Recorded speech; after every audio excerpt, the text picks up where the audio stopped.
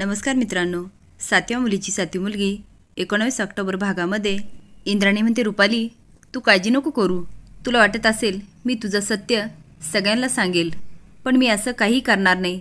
स्वतःहून मी कुणाला काहीच सांगणार नाही. शब्द देते तुला. हवं तर उपकार समज. तू कशी असलीस, काहीही असली तरी माझ्या आईवर जो अन्याय झाला ना, त्याचा सूड घेण्यासाठी तू मला मदत केलीस आणि मी हे लक्षात ठेवेल. इकडे आबा घाबरून म्हणतात, मृत्यू. ते खाली बसतात. नेत्र म्हणते, आबा घाबरण्याचं काहीच कारण नाही आणि आता माझ्यासोबत इंद्राणी आत्यासुद्धा आहे. आबा रडत म्हणतात, देवी आई का परीक्षा बघतेस ग तू. नेत्र म्हणते, आबा तुम्हीच म्हणता ना, जे घडतं ते दिवी आईच्या मर्जीने. फक्त हे जे काय चाललं ते आईला सांगू नका. आबा उठत म्हणतात, ग्रंथ. मला असं वाटतं तो ग्रंथ पुन्हा आपण देवळात ठेवायला पाहिजे, कारण तो ग्रंथ पुन्हा देवळात गेला ना, तुझ्या बाबतीत काहीच अनर्थ घडणार नाही. तेवढ्यात इंद्राणी येते. आबा म्हणतात, इंद्राणी तुझ्याशी कसं बोलावं ना तेच कळत नाही. इंद्राणी म्हणते, ज्या गोष्टी घडून गेल्या ना त्याविषयी मला बोलायचंच नाही. सध्या आपल्याला फक्त नेत्राच्या मृत आणि शांत राहते. नेत्राकडे बघते. नेत्र म्हणते, मी आबांना सगळं सांगितलंय. इंद्राणी म्हणते, मृत्यूवरचा उपाय मी ग्रंथात शोधण्याचा प्रयत्न केला, पण मला उपाय नाही सापडला.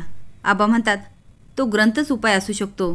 कदाचित तो ग्रंथ पुन्हा आपण देवळात नेऊन ठेवला तर नेत्रावरचं संकट टळेल, पण तो ग्रंथ देवळामध्ये मानाने आणि सन्मानाने नेऊन ठेवायला पाहिजे. तो ग्रंथ देवळात कसा ठेवायचा याचा अभ्यास मी केलेला आहे. पौर्णिमेच्या तिन्ही सांजेला त्या ग्रंथाचं पूजन करायचं. ग्रंथाच्या प्रत्येक पानाला हळद कुंकू व्हायचं. मंत्र म्हणून दाखवतात आणि म्हणतात, हे म्हणायचं. मला विश्वास आहे यातून नक्कीच काहीतरी चांगलं घडेल. इंद्राणी विचार करत म्हणते, चांगलंच घडायला हवं. आबा म्हणतात, आणि हा ग्रंथ पौर्णिमेच्या दिवशी ठेवायचा. नेत्रा म्हणते, आबा पौर्णिमा तर उद्याच आहे ना.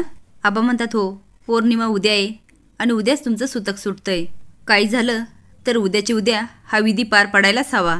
इंद्राणी म्हणते, पण हा विधी घरात करता येणार नाही, कारण रुपाली आता जास्त सावध झाली आणि धोकादायक. ती आता काहीही करू शकते. पण मला सांगा, पूजन झाल्यानंतर हा ग्रंथ लगेच देवळात ठेवायचा का. आबा म्हणतात, हो, आणि त्यावेळेस काही पण घडू शकतं. तुमच्या मार्गामध्ये अनेक संकटे येऊ शकतात.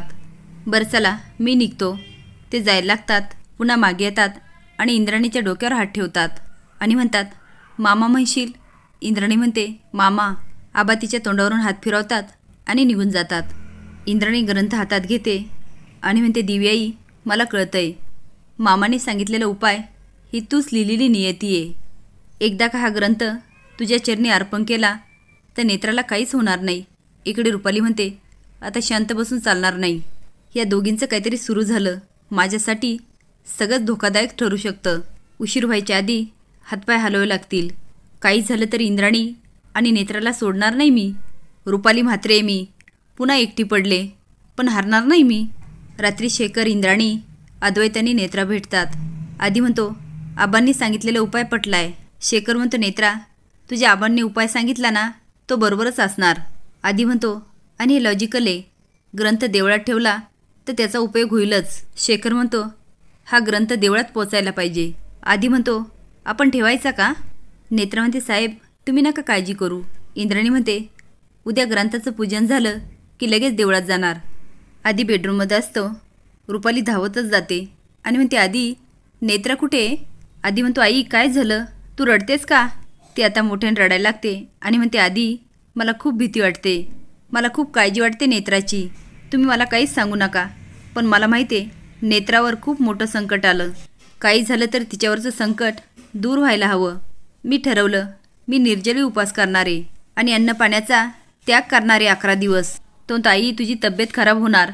पण ती काय ऐकत नाही. शेवटी तो म्हणतो, आई एक उपाय आहे. आता आधी रुपालीला सगळंच सांगून देतो. रुपाली म्हणते, काही असलं ना मी माझ्या पद्धतीने प्रयत्न करणारच. मी देवळात जाऊन देवावर अभिषेक करणारे. पण तू हे जे मला सांगितलं ना ते कुणालाच सांगू नको. प्लीज नेत्रालासुद्धा सांगू नकोस. अद्वैत म्हणतो, आई तू असं का बोलतेस. ती म्हणते, आधी संकट टळणं महत्त्वाचं आहे ना. तो निघून जातो. रुपाली डोळे पुसत म्हणते, आता बघते तुमची ग्रंथाची पूजा कशी होते ती. नेत्रा दिव्यासमोर बसलेली असते. तेवढ्यात रुपाली जाते आणि म्हणते, काय होणार आहे. तुझं काय मरण टळणार आहे का. मी म्हटलं ना ह्या घराला आयुष्यभराचं सुतक लागणार आहे आता तुझ्या मरणामुळे. ह्या देवीच्या पाया पडण्यापेक्षा रुपाली देवीच्या पाया पडली असती ना, काही उपयोग तरी झाला असता. इंद्राणी किचनमध्ये असते. नेत्रा पळत जाते. ती म्हणते, काय ग, काय झालं?